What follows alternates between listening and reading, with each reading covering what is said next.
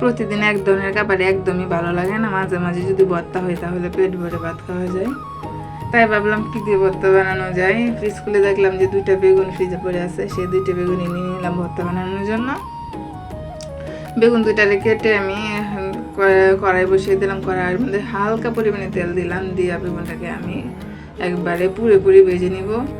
বেগুন ভর্তা আসলে কিন্তু পুড়িয়ে ভর্তাটা বানাইতে বেশি ভালো লাগে, কিন্তু যেহেতু আমি ইলেকট্রিক চুলায় রান্না করি সেই জায়গায় তো পুরানো সম্ভব না, তাই আমি হালকা তেল দিয়ে এটা ভালোভাবে পুরা পুরা করে ভেজে নিচ্ছি। সিলিন্ডার গ্যাসও আছে, যেহেতু আমি এটা ব্যবহার করি না তাই আমি পুরাতে পারছি না। যে দেখতে পাচ্ছেন আমি বেগুনটা একবারে পুরানোর মতো করে মানে একবারে এই যে চেপে চেপে পুড়িয়ে ভেজে নিচ্ছি।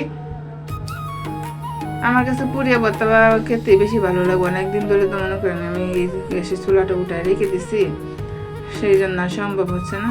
দেখেন আমার বেগুনগুলো ভাজা হয়ে গেছে, এখন আমি এটা নামিয়ে নিব। মরিচগুলো আমি ওই চুলার উপর তাপের মধ্যে ভেজে নিয়েছি, এটা আমি স্কিপ করে দিলাম, আপনাদেরকে দেখাচ্ছি না। এখন মরিচগুলো ভেঙে আমি ভালোভাবে ভর্তাটা বানিয়ে নেব। দেখছেন মরিচগুলো আমি ভেঙে নিচ্ছি, এখন পেঁয়াজ দিয়ে ভালোভাবে মেখে নিব।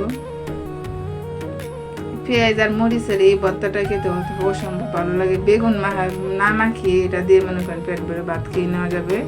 এখন আমি বেগুনগুলা ভালোভাবে কষলে একলগে মাখিয়ে নেব। বেগুন ভর্তাটা হলে নাকি আমি মানে কি বলবো, মানে পেট ভরে ভাত খাওয়া যায় বেগুন ভর্তা হলে। আর এই বেগুন ভর্তাটা তো আমার পরিবারের সবাই পছন্দ করে, বিশেষ করে আমার শ্বশুর বেশি পছন্দ করে এই বেগুন ভর্তাটা।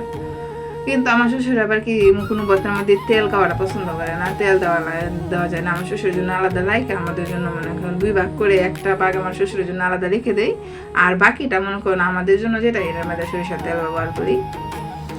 মানে ওই কাজটা করি যখন আমি আমার শ্বশুর শাশুড়ির সাথে থাকি, মানে বাড়িতে যখন থাকি তখন। এখন তো মনে করেন আমি আবার আলাদা ঢাকা থাকি, ওই জায়গায় তো আর মনে করেন আলাদাভাবে এক্সট্রাভাবে রাখা যায় না। দেখেন ভর্তাটা আমার বানানো হয়ে গেছে কথা বলতে বলতে। 2টা কাঁচামরিচ দিয়ে একটু ডেকোরেশন করে নিলাম। ভিডিওটা কেমন লাগলো অবশ্যই জানাবেন। আল্লাহ।